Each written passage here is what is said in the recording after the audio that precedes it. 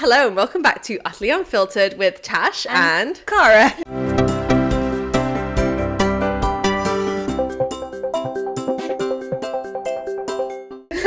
You were like so ready for that. I was ready. You were ready for that. That was my cue.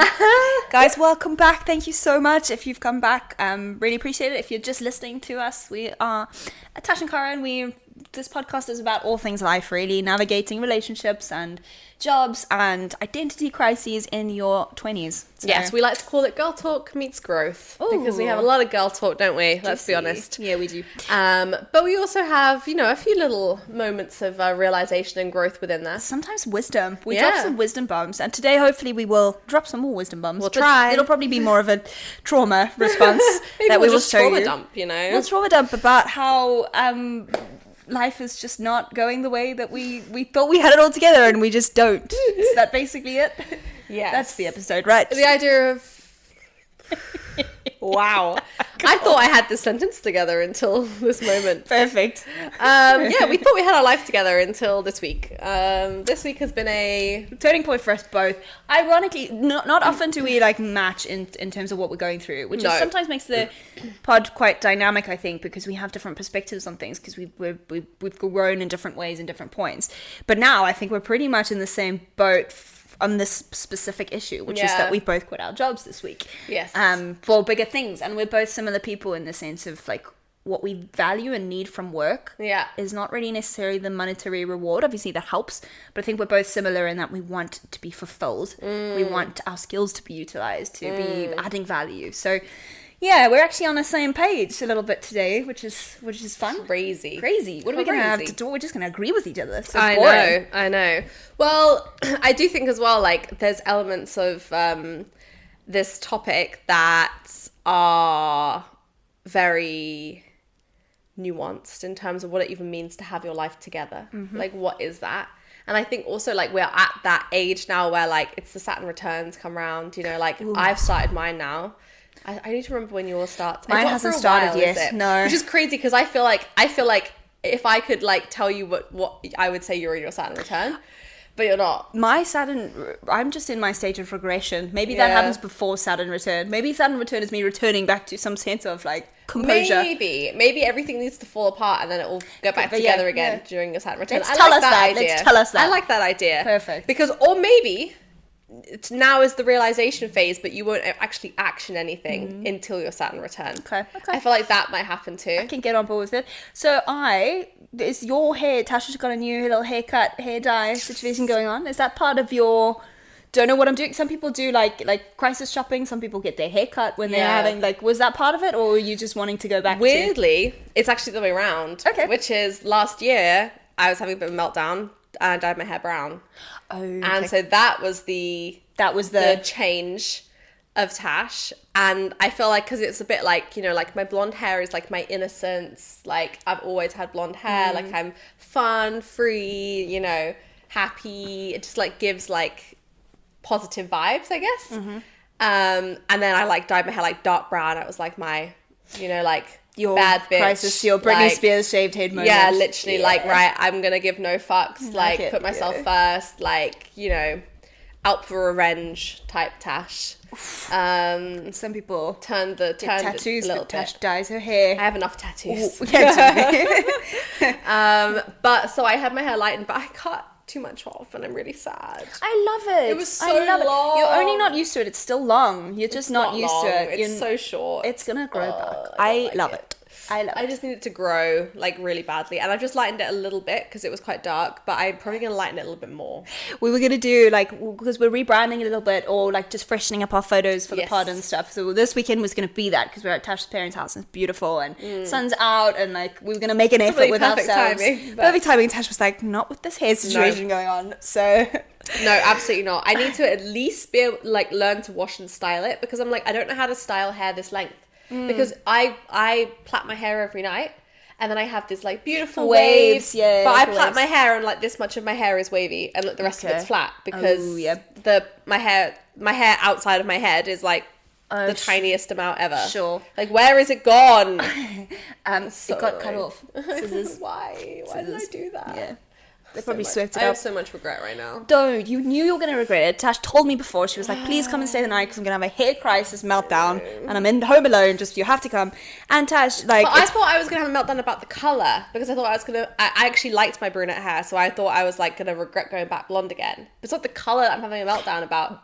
If anything, I'm not really that blonde. It's actually very subtle. It's the length. We could cut it off even more. Because it's in between. We could give you like a little bob cut. I don't think a bob's going to suit me. Maybe with some wine later. After the hot tub. Yeah. What colour hair, what colours have you had? Because, well, I know some of them, right? You've been more auburn, you've had multicoloured, you've been with like blue tips, rainbow tips. Yeah. The rainbow tips green, rainbow, pink. I had pink for years, purple, silver. Purple was quite cool as well, actually. I remember that. I like pink the most. Pink feels like me. Oh, cute. Yeah, nice. I love the pink hair. Because it's always pink balayage as well, so the top of my hair is still like my natural colour, but then, because I'd never really touched the top of my hair, to be honest. Well, actually, it's a lie. I did have a bright blonde bob. I had a Marilyn Monroe moment. Oh, yeah, you did. Post-COVID. So that was definitely a breakdown moment. But that didn't last very long. I did it like a couple of times, and then I was like, nah. Too much effort. But yeah, I did you can do I think it's L'Oreal that you have like you know how same with the glasses we have like virtual try on, so you could do a virtual like hair color trial. So you just put a like photo on the website, right, and they color your hair for you.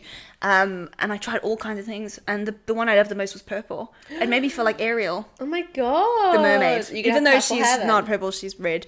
I don't know. That could be my crisis. I just see the day in our future. God, me too. I'm terrified. I'm actually a bit scared too. I'm a bit scared because I feel like Cara is just a full send person. Like, oh my God. It'll be all or nothing. No, for sure. I feel like I have been like that and I can be like that, but I feel like I am more likely to do one thing at a time. So what do you see in the future? What is the day that you're seeing? Like, I see the day that you just pack up. You dye your hair, or like not all on the same day, but like you pack up, you go travel, you dye your hair in a hostel bathroom, a crazy ass color. I'd probably go missing for at least 3 days. Yeah, like no one would hear from you. Like, you get a tattoo, you get a piercing, maybe a nose piercing. I feel like you probably get like a nose piercing or something, you know? Yeah, like just something that was like, you know, just like a little edgy, little different. Maybe a nipple piercing, you know, mix it up. I went through the nipple piercing phase. Yeah, you know? maybe it'll be that one. But I just feel like there's going to be a transformative Cara in the future, unfortunately for you. Sorry, hun. Well, I'm probably going to have a great time. Sounds like I'm having a fantastic time. I mean, yes, and I think you'll come out the other side of it a better person. Do you think I will come back to some sense of normality, or do you think I will... Because you have to overcorrect to correct. Do you think I need to just get out of my system? Yeah. God. Oh, I think that's like the biggest thing ever is to overcorrect to correct. Like, I feel like we all do this all the time, and it's like completely normal and healthy to do that. Like, you have to... I think it's almost like it's very hard to like soft launch changing yourself. Yeah, okay. When it feels like really aligned and you're like desperate to do it and you just want to go. And I think that's normal. Like, I feel like you might like hold feelings in for a long time that you don't want to like let out, like discomfort or dissatisfaction or whatever it is, or just like this like feeling that there's something more. And like that is like soft launch, I guess, in that sense, is that you might feel it for like 6 months before you do anything about it, or a year or years before you do anything about it. But like once one decides to do something about it, it's usually a very quick process. Once one decides. Do you know, I actually like that though, because I often... So my little brief story, right? Like classic, probably overprotected, oversheltered South African awkward child that moved to the UK and was always just kind of very like one track minded. I went straight from school to uni, straight into work, straight into like the house, the relationship, everything. Didn't do anything even remotely rebellious, not even close. Okay, so like very like just, you know, and at the time I was like, this is what I want, or it's what I thought I wanted, the traditional route. So 28, cut forward to 10 years. I'm just like, now I'm like, I say to you, I feel like I've regressed. Yeah. But that is just basically, I feel like I am only now having my, I guess, Saturn return or whatever this looks like. But because of that, because I didn't do it, and again, the overcorrecting, I'm a huge believer in that now as well, how you framed it. I feel like I often perceive myself as like a mess, or like I've done it in the wrong order, or like other people are now, like, they've had this phase, and I'm just, like, doing my teenage rebellion, and I feel like my self-perception is not, like, positive of that. Like, I don't love the fact that I'm a little bit chaotic now. Like, I'm not proud of it. I'm not proud that, you know, but when you phrase it like, yeah, but everyone kind of needs to get something out of their system. Yeah. And then I think about it, like, with friends of mine. I'm like, yeah, okay, so maybe I've done it in the wrong order, but they have done it. Yeah. Pretty much all of my friends, even the ones that are now married with kids, have had wild travel phases where they've done nipple piercings, tattoos, whatever it is. Like, they have done it. So it makes me feel a little more justified, is what I'm saying, I guess. There's no right time to do that either. And I think, like, I don't like the phrase you use it sometimes and you keep saying, like, regressed, because I don't like that, because I think, if anything, you're discrediting yourself and, like, what you want by saying, like, oh, like, adult Kara is trying to be like child Kara. Yeah. Like, I've regressed back into a teenage version of myself. But I don't think that's true. I think that you are opening up to a more accurate version of yourself as an adult. And you would never have done that when you were younger, because you didn't have you didn't even believe it was possible. You didn't have the capacity or the life experience to do that. Like, you couldn't have even if I had forced 18-year-old Kara to get a tattoo, she wouldn't have got one. True. Or go traveling, she wouldn't have done it. There's nothing you could have done to change it. So it's not regressed or done it in the wrong order. It's just not true. Okay. If anything, your childhood rebellion or your childhood regression or whatever is doing the things you thought you were supposed to do and realizing they're not for you. Whereas this is more growth. Yeah. And I do associate it with it. Like, although it's seems more chaotic or sort of wayward or less structured what I'm doing, or more intense, I do feel like I'm learning more about myself than I ever did. Even, like, things that are not even in just the rebellion sense, but in the doing things I'm afraid of sense. Like, when I went to Australia and did the skydiving, or, you know, like, experimenting with women or whatever it is. Like, I'm learning more about myself. Yeah. The more I'm exploring myself. Yeah. Than I did when I was just doing the day in. Yeah. I mean, do you remember when we did our helicopter trip of the Grand Canyon? Yeah. And you were on your phone to your mom beforehand, like, panicking. She was panicking. She thought you were going to die. Yeah. You put it in the group chat. Everyone was messaging you saying, don't do it, Kara. Yeah. It's like, we're talking about riding a helicopter over the Grand Canyon. Something people do thousands of times every single day. Quite dangerous. They are very dangerous. It was scary. I was terrified. But actually, beautiful experience. Yeah. Like, how cool was that? It was so cool. So cool. And who's like, you know, can see it from that bird's eye view is such a rare thing to be able to do. So, no, I agree. So I don't think you should discredit yourself by saying it's a regression. I think, if anything, it's like an opening. Okay. It's a butterflying. Oh, it's like you've been in a cocoon for a very long time. I have cocoon. Yeah. I've been in a cocoon. Butterflies don't live very long, but they're pretty. They are pretty. So tell me, what is your week? Why has this week in particular been a week of what the fuck am I doing? I think when I was, like, first thinking about this, or, like, what I realized was, like, I feel like I have let things external to me, like, knock my confidence more than I would ever have liked them to. And I think that, like, the person that I portray is, like, somebody who is very confident in themselves and, like, very, like, clear on her boundaries and very, like, I feel like I am very, like, hard and fast. Yep. But I realized, like, no, like, some things are knocking my confidence that really don't deserve the energy. And, like, the way, like, for example, with the work thing, like, I don't want to keep harping on about jobs and work and everything, but I really doubted myself, and I felt weak, and I felt cursed, and I felt like I'd failed, and I felt like I keep doing something wrong. I have bad intuition. Why do I keep doing the same thing over and over again, expecting a different result?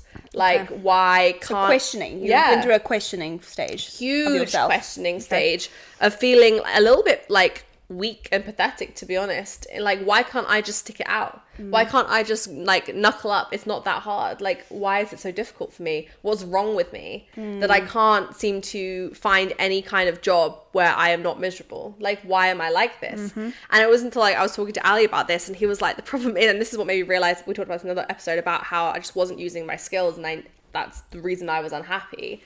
But, like, he was like, I think what you've just, you know, you are just not supposed to do this career, this industry. Like, the career I was in, it was like, what, client success, customer success, onboarding, it's all the same thing, right? It's just all client facing management roles, I guess. that's not what I should be doing, because it's too much conflict, it's too much managing expectations, it's too much, the results of my work are reliant on other people, which is not something I'm very good at. Okay. Because I like to be in control of my own output. Yeah. And I would say that, like, I'm quite good at that. Like, I'm very self-motivated, and I don't need other people to tell me what to do. So when all of the outcomes of my work are based on whether or not other people, like, you know, engineering teams or clients have actually done their job, it's like, I can't live with that kind of responsibility on my shoulders. And it crippled me, like, really crippled my confidence. And like, why am I not, like, why can't I be more aggressive with it? Why can't I, like, just get this thing done? Like, so it's a mismatch, not just with your skills, because your skills are not being used, but with your personality type. Yeah. Because it's not drawing on your personality strengths. Yeah. It's drawing on the things that maybe you don't like to have to, like the conflict. Yeah. Having to deal as a fellow conflict avoidant person. If I'm ever in a situation, like, that's why I hate managing people. Yeah. Where I have to be confrontational.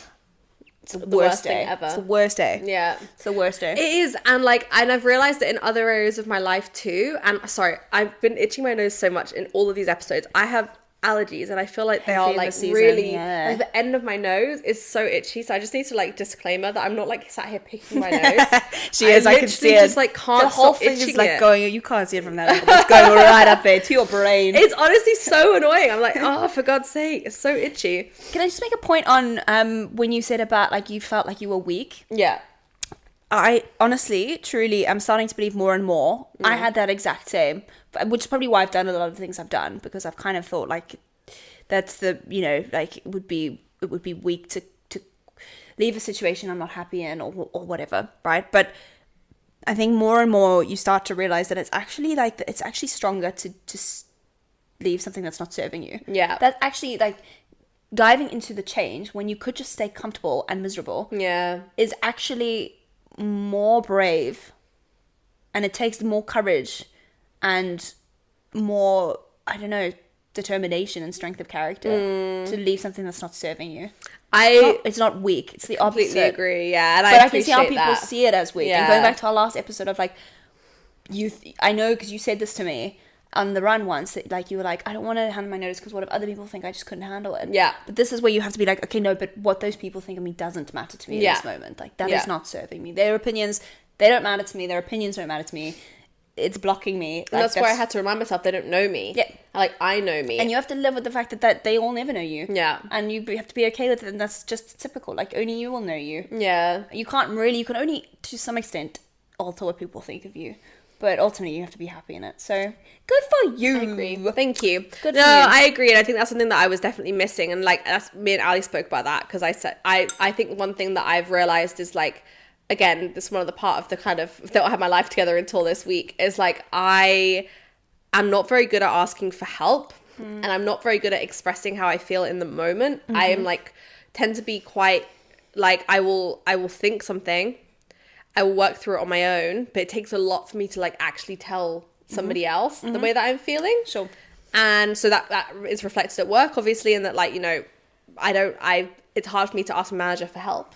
Although, to be fair, when I didn't get a particularly great response, but But you tried it at least. I tried at least, but it's hard for me. It took me a while to get to that point. And, like, same in, like, relationships and things. Like, it is hard for me to ask for help. It's hard for me to say, look, I need support on this. It's hard for me to say, like, look, this thing that you don't think is that bad is actually eating me alive. And I need you to, like, see it from my perspective. And I think that's, again, another thing with confidence and feeling weak. It's something I didn't really realize about myself, is that whilst I pride myself in being, like, you know, sure of myself and knowing who I am, it's like, but there is an element of me that is scared to not share that with other people, but to ask other people for help. Where do you think that comes from? Oh, God. Good question. Oh, my God. I mean... It's a loaded one. You can think about it. Think about it if you need a beat. Yeah, that's so hard. I think, well, and you know what? If this was a therapy session... Yeah. Then we'll just treat it like Utterly Unfiltered, guys. I think at home as a kid, our emotions were not things that we could have in public. So if I was crying, I was told to go to my room.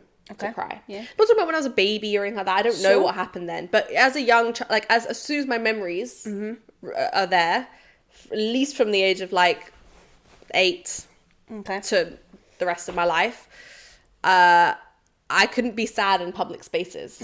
So I had to deal with those emotions on my own. So I don't feel like if I was crying, rather than asking, why are you crying? I was told, like, hide it. Don't cry. You know? Okay. So I didn't really feel like I had any space to, this is what I believe, because obviously I was a kid, so it's like I don't know how I felt in the moment. Sort of but self-diagnosing. I've realized from like looking back, and like not just by myself, but like in therapy and stuff in the past too, is that like because there wasn't really a safe space for my emotions, I've kind of learnt that like I shouldn't share them. Okay. And I have to just put on a solid, assertive front. And which I'm very good at. Yeah. And even when I am vulnerable, I'm vulnerable about things I've thought through. And I know how to approach them. You approach them pragmatically, not from a place of maybe the raw emotion. Yeah. You've sat with them, hidden them, repressed them. Yeah. And then when I'm ready, and it's almost, and again, like I feel like it's almost, this is why like I've kind of approached it in my relationship, and it's something that like I'm working on and we're working on at the moment, because I feel like it's almost a little bit manipulative, because I get so much time by myself to think about it that I can then approach the conversation in a way where I know I'm gonna win. You're gonna take them off guard. It's not intentional. Yeah, sure, it's not intentional, but that's what's happening. Like the other person has no idea this thing that I'm stewing on for 2 weeks, getting my writing up the perfect crime to then sit down and discuss so that I can get the answer that I want. Okay. It's like, actually, wouldn't it be healthier if I could just express in the moment, like, I'm upset about this, or this has pissed me off, or like I get to just be sad openly and not have to have a case behind it. Okay, to justify it, or to feel. So thanks for sharing that, because it's interesting, and I probably feel the same in ways. I think I express my emotions a lot, but not my feelings. I think I am not good at doing what you do and dissecting them. I will be quite emotive to people around me, but I won't express the feelings and the language behind it. Yeah. And I don't think a lot of people know actually how I feel in words. I think like you'll know I'm emotional, or like my parents will know I'm probably anxious if I'm a little bit more agitated towards them. Yeah. Or like I'm a bit snappy when I get heated in a debate with my dad. Like I'll be angry. I'll show my anger, but I won't express where it comes from and how I feel. Why do you feel angry? Yeah. I feel angry because I don't feel heard, for example. Exactly. I that is not something I'm so. Whereas I don't know when mine comes. I think mine's learned as well. Like my dad's also quite fiery. He's like me.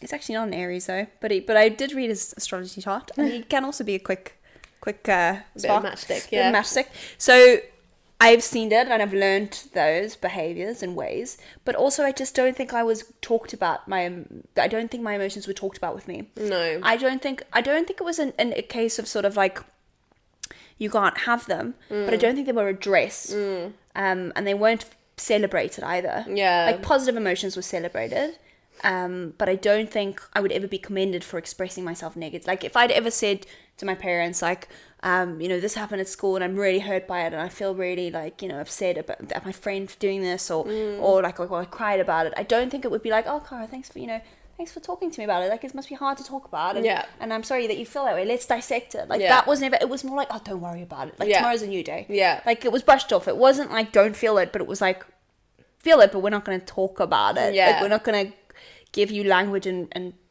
ways to try and problem solve it. Yeah. And it was never intentional. I think, like you said in another podcast, it's like now you get to this age where you realize like parents are also just people doing life for the first time. Yeah. And I honestly, truly, firmly believe, this is going to be depressing, I honestly think you're going to fuck up your kid in a way, in some way, by doing something that you don't mean to do. Yeah. It's always going to happen. Yeah, because you could met a person without any trauma. No, you could be overcompensating. You could be the nicest, most solid, stable person ever, and then your kid is probably going to be spoiled because you're so nice to. Like, it's always going to be. So it's not a go at parents. It's more just like interesting how those subtle things of what we were taught or what we modeled. Yeah.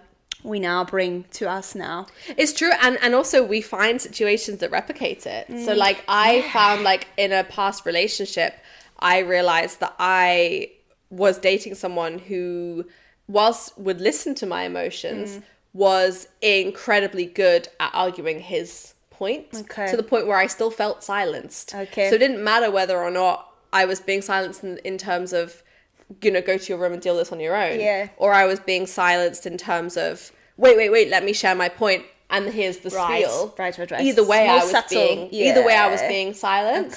And it's something I was so aware of when I started dating Ali, and it's something that we definitely have worked on, because I know I had a flaw in it.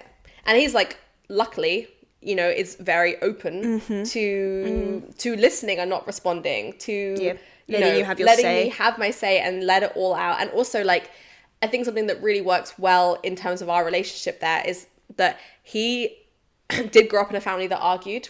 So he knows that an argument doesn't mean the end of a relationship. Whereas I never knew that, because I didn't grow up in a family that argued. I don't think that's a bad thing. Like, I don't think you should argue in front of your kids, really. I don't think that. I think you just, I don't know, like, we've spoken about it before. Like, I don't particularly like that. No, maybe healthy debates in front of your kids, so you can model how to respect and challenge each other's viewpoints in a non sort of emotive, friendly way is good. That's probably healthy, but not the fiery shouting, screaming. Not the shouting, screaming, not the bickering or jibing at each other. Like, that kind of thing I just don't think is really very healthy in general, but definitely not very healthy in front of kids. So we didn't have that in our home, which is a good thing. Like, I'm grateful for that. But Ali's family did have that, and he still knows that his parents love each other, and he still knows that his family love each other, and they are all still very close to this day. And so if we have an argument, I think, you know, and that's how I used to think when we first like started dating, I used to think that's a reason for us not to be together. Whereas he sees it as, this is a disagreement that we're going to work through. And thank God he does. Because if we both saw it as, then you automatically quit. Then we probably would have broken up by now. But there's more subtle ways, when you talk about being silenced, there's more subtle ways to be silenced that you have to start to learn about, or someone points it out to you, and then you think, oh yeah. Because I would say there's been times where I haven't been overtly silenced, as in it hasn't been like in various relationships, parental, friends, like partners. I feel like it's not like an overt, like, no, you can't talk, you can't share your feelings, but it's not sought out, and it's also not like it's patronized. It's kind of like, oh, like you only feel this way because, like, you know, because the period one has come up before. Hesitate to say it, not with partners, thank God, but it's been like, oh, you know, or even it's a joke. It'll be like, Cara's PMSing. And then immediately you feel like, never going to be able to get my point across now.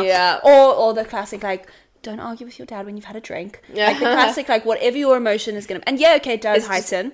But you're already starting at a place of whatever I say now, people are going to just associate with what's going on for me, not because it's my So basically what you're saying is that I can only have a real conversation with you when I'm completely sober, when I am not on my period or before my period. When I haven't had a stressful day at work. I haven't had a stressful day, when we've, you know, it's not first thing in the morning, I've had my coffee. Every situation has to be right for us to have a conversation. But then even then, it's not gonna be. So there's always a reason to blame something else. Being silenced is not just about, like, and that's even more overt silencing. That's even people saying things. But the more subtle silencing is even, like, to the point where people aren't, like, looking at you when you're talking. Like, you're telling me something and I'm just, like, carrying on with my task. I'm like, okay, yeah. Like, you're not listening to me. No. Why am I going to feel respected enough to talk to you?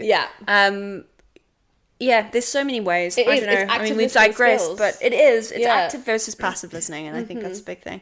Okay, so your week has been a bit of a, like, questioning yourself type of vibe. I think I've had, like, a little bit of a shake. Okay. And I'm like, and I feel a little bit better now, to be honest with you. Is it a bad thing? No, because I think it's a realization, isn't it? It's like a realization of, like, okay, like, you know, there are still areas of my confidence that I can work on in terms of, like, how I see myself in relation to other people in, like, a workspace environment. And there are areas I need to work on in terms of, like, how I it's not how I communicate. I guess it's like, if I don't say something out loud, whose fault is it that they don't know about it? Okay. It's like, it's mine. It comes back to you as the sort of active agent, and you're... Exactly. Which is empowering in a way, isn't it? Because, like, some people want to not have to have the responsibility of knowing that they could influence things. You know, that classic deflection, or not wanting to accept that, maybe I shouldn't have said it that way, or maybe I did this or caused this. But actually, like, there's no growth that happens with that. I think you have to have that reflection and you have to acknowledge. And I don't think it should be a shame. Like, we shouldn't feel ashamed for not getting it right 100% of the time. Like, we are humans. Yeah. All right, there needs to be empathy. Like, how can you think that you are never to blame? Yeah. It's such a like weight on your shoulders to think you could never do anything wrong. Yeah. Like, I know I do so many things wrong. I know I approach things the wrong way a lot of the time. But it also makes life boring. Like, I do just think, I mean, we talked about this a little bit yesterday or like last night, but I do just think with a lot of things, like, it's not that deep and everything is an opportunity for growth. And things are deep in terms of, like, you know, like, your career is important, your relationships are important, like, you know, where you live is important, like, what you do with your life is important. These things are important, but I think that they are all fleeting. If you allow them to be. I just think, like, some people do just stay in the same place, in the same house, in the same relationship, in the same job for their whole lives. Loads of people have, like, literally thousands of millions of people around the world have lives like that, which is fine. There are also people out there who do something different every 6 months. Sure.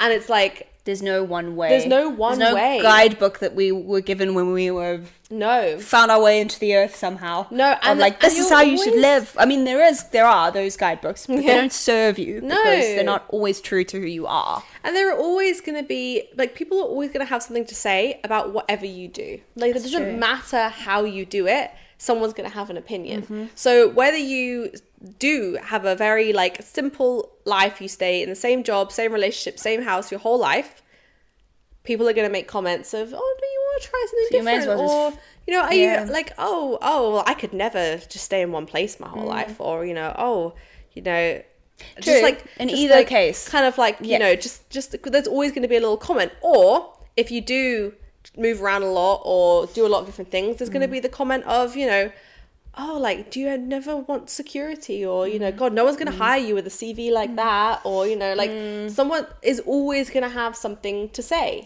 So, like, or like, oh, one day you'll have to get your life together. Or, you know, like, oh, aren't you lucky that you can do X, Y, Z?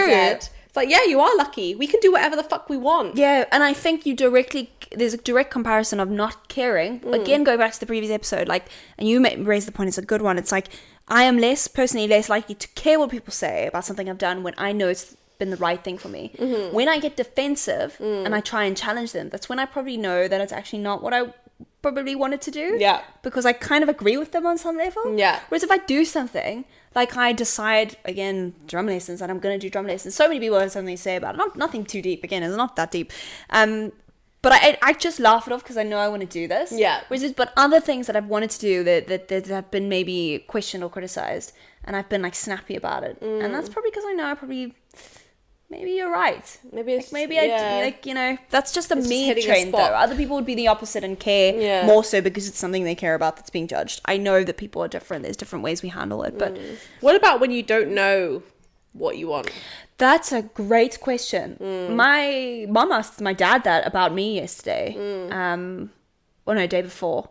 And she was like, what advice would you give? Because my dad's great at it. He's actually really good at life advice, and he's very encouraging. They both have been about the music and stepping out of work and doing music. So, like, so grateful for that. And I asked my dad, I actually said to him, as I raised the topic of conversation, and I said, do you believe that we have one fate? Or do you believe that we have various different paths and we have help with the universe to select and navigate the right one, like I'd mentioned before, or none of it, but everything just happens by chance. And my dad said a little bit of both, like, you know, you get met halfway. And my mom said, okay, cool, but what about when you don't know what path to take? And then my dad, well, he just was a bit dumbfounded. He was like, I can't really give you advice on that one. And sometimes that's it. Sometimes you don't have advice. Sometimes I don't know when you don't know. Do you think we ever really actually don't know, or do you think that there's an element of we know but we don't want to we're know? Afraid. I think a lot of it's fear. And I think fear can cloud your judgment, and you maybe don't recognize it as fear. I mean, let's face it, we are fear-driven animals. Basic evolution wise, I know just I think we do. We learn to avoid fear. And fear responses actually drive a lot of what we do. So, and I suppose I have been pretty much chronically afraid for a lot of my life of doing things. Yeah. So I think when you address the fear or you acknowledge it and then you try and do things in spite of it, maybe that's when transformation happens. I don't know. So part of it, I think we're afraid of the outcome of the experimentation process. Part of it is we don't know. I can't sit here and say to you that I know that traveling would be great for me. If I knew that traveling would be great for me, I'd go and do it. Yeah. But at the same time, I will never know until I do it, you know? But that's not that simple, because just to go traveling is one thing, but going traveling means that you have to quit your job. Like, are you going to bring your guitar with you or not? There's practicalities like, too. You know, some of it, you have a house. What are you going to do with that? Yeah. So it's not that simple. Otherwise, it would be. If it was the case, if you were living with your parents and you didn't like your job and maybe, I don't know, you just sung and you didn't play guitar, so you didn't know the guitar with you or whatever, then it would be like, oh, well, I could just leave tomorrow. I don't really have any responsibilities. But you actually have responsibilities. So by choosing traveling, you are going to have to give up other things. Right. So therefore, there's always going to be fear involved. So even if you deep down, I don't know how you feel, but even if you know, like, that's what I'm supposed to do, I feel aligned, I feel drawn to this particular thing, there's a reason it keeps niggling in my mind. Yeah. Doesn't mean that you're just going to do it because you know it's right for you, because you still have things you have to give up in order to do that, and maybe you're not willing to address that. And when your actions impact other people, that's going to make it a lot of difference. My parents they've always encouraged me to like move or to travel, to explore the world. In my mind, I'm like, but you're getting older and I'm not going to, like, I'm your only child that's here. Yeah. And they've never put that on me. No. They sometimes get the guilt trip if I don't see them enough, but they've never really put that on me. My mum's always said, go and explore the world.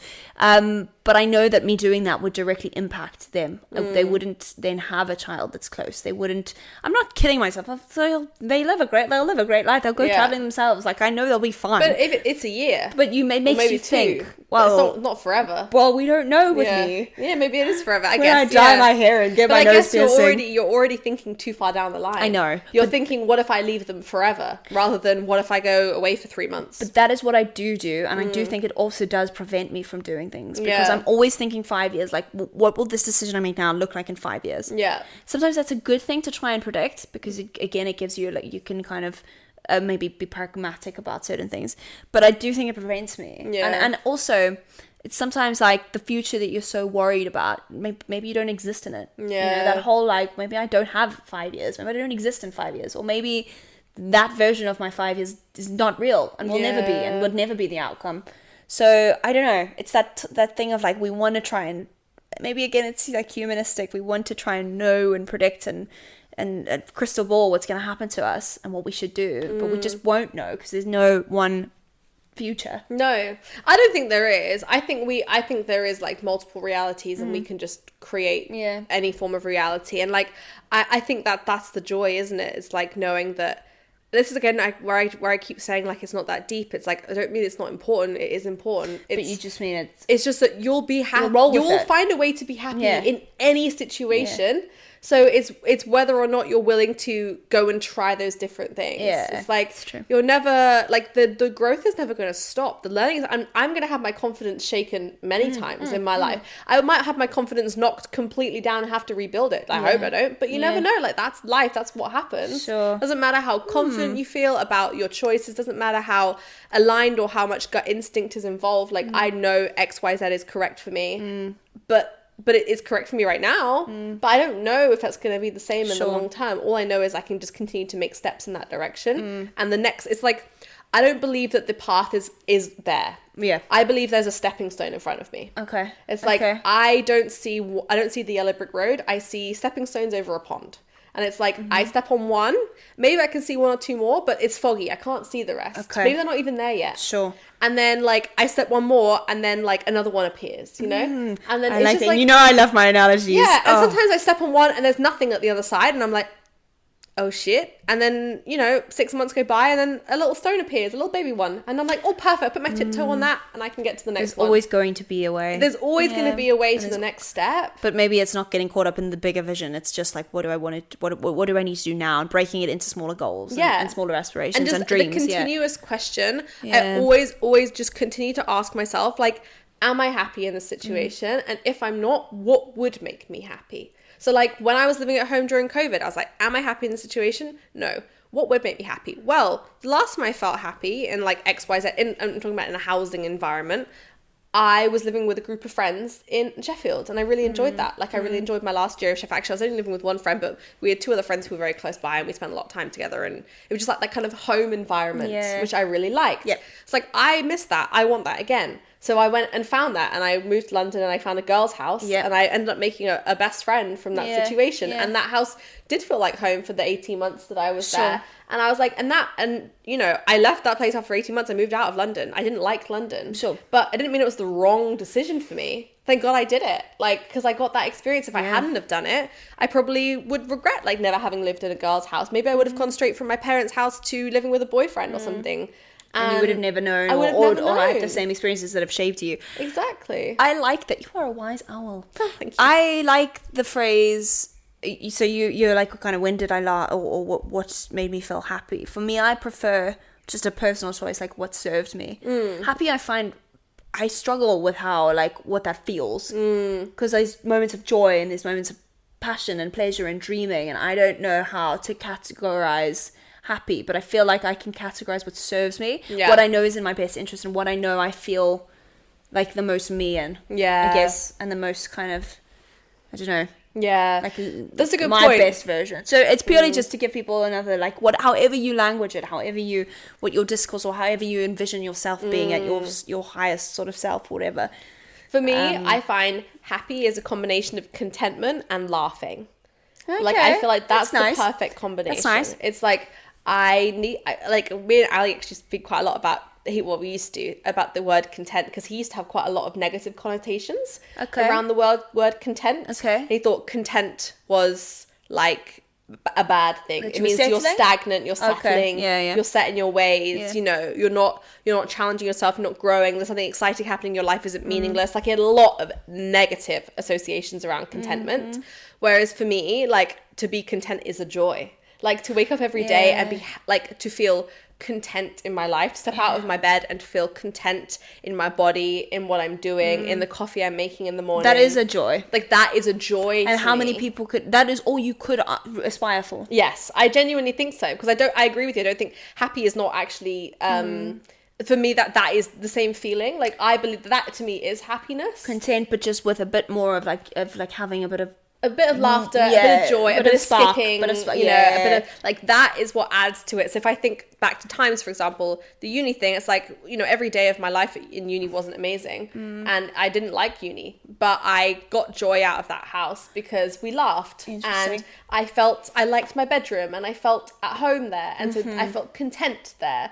And so that is that feeling of contentment and that feeling of happiness for me. I wanted to create that again. I like it. Yeah.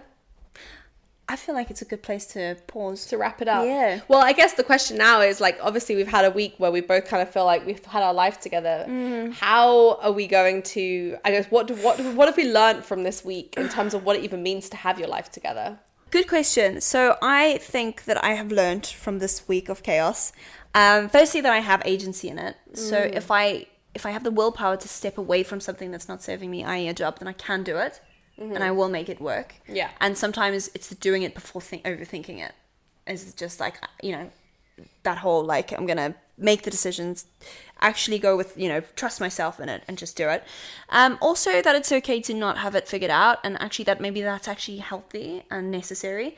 What you said now about this at the beginning of the episode about growth, as opposed to thinking of, like, myself as regressing. So, I do think of that in that sense.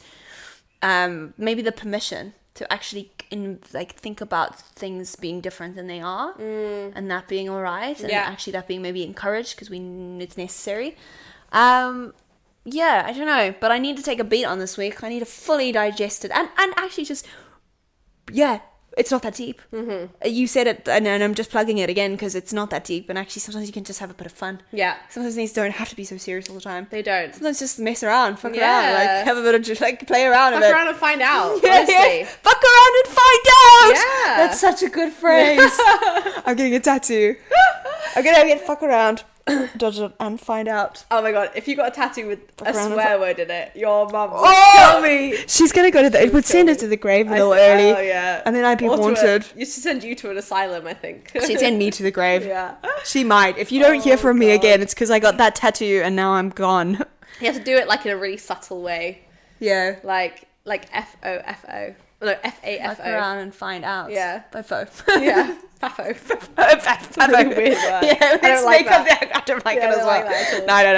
No. Yeah, I love that. And I think, I guess just to... What about you? Yeah. To close it up, I think that, like, one thing to just remember, I guess, if you have these weeks too, of, like, just feeling like everything's falling apart. Because, like, we've spoken about a couple of things today, but there's more stuff in these weeks and in life too. Yeah. But in these weeks too, we're not just talking about quitting our jobs, we're talking about like identity really is what it is. Identity crises, relationship difficulties. Yeah. All the stuff that we will be in ways unfiltered about. Yeah. But also reserve some but we for don't ourselves want to just trauma dump completely onto you. Well, also we're using them as a catalyst to talk about. Yeah, we need to be, some things are personal and some things are, you don't have to share everything, by the way, guys. FYI. But we can be unfiltered about our emotions around them, even if we're not unfiltered about the events and who is involved in those events, you know? So I think something to remember is like, if you feel like your life's imploding a little bit at the moment, you're not alone. Like, we get that feeling 100%. And my life has imploded like 17 times in my life.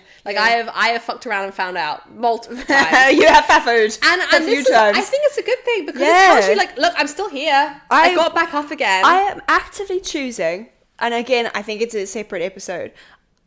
Call it self-detrimental, call it rebellious, whatever, all the negative things, call it growth. I have chosen to fuck around. I haven't consciously fucked around. I haven't been, I think oftentimes people maybe will perceive me as someone who's just kind of losing control and just like panicking and in turmoil or whatever and just doing things. I have chosen to actively fuck around. I have chosen to try new things, to try new people, I have chosen these things actively and consciously and probably overthinking. I've probably thought about it and been way too pragmatic about it, and that's probably why it's caused me a little bit of like, oh my god, what am I doing? I should have just gone and done it and fuck it, have fun.